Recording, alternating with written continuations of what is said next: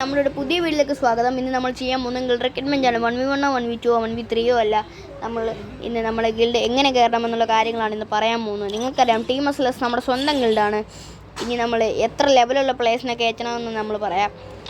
Level റാങ്കുള്ള players 35 പൊക്കത്തെ ലെവലെങ്കിലും maximum വേണം. BR rank gold 1, CS rank platinum 1. ഇത്രയും പൊക്കത്തുള്ള പ്ലേയേഴ്സിന് മാത്രമേ വരാവുള്ളൂ. പിന്നെ നിങ്ങൾ മലയാളീസ് മാത്രം വരിക. അതാണ് ഇപ്പോൾ ഈ 12 പേരും മലയാളീസ് മാത്രം വരിക നോക്കുക. ഒരാഴ്ചയിൽ ഏറ്റവും കൂടുതൽ ഗ്ലോറി പോയിൻറ്റ്സ് അടിക്കുന്ന പ്ലെയറിനെ നമ്മൾ എൽദറെങ്കിലും ആക്കും.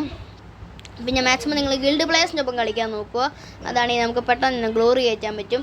പിന്നെ നിങ്ങൾ എല്ലാ ദിവസവും നിങ്ങൾ ആക്റ്റീവ് വന്നാൽ ഞങ്ങൾക്ക് നല്ല സന്തോഷമാണ്. പക്ഷേ നിങ്ങൾക്ക് അതിൻ്റെ ആവശ്യങ്ങൾ കാണുമല്ലോ, എക്സാം സാധ്യതയൊക്കെ കാണുമല്ലോ. അതുകൊണ്ട് തന്നെ മാക്സിമം നിങ്ങൾ 3 ദിവസം ആക്റ്റീവ് ആകുക. ഗിൽഡ് കയറുള്ള 3 ദിവസം ഞാൻ പറയാം.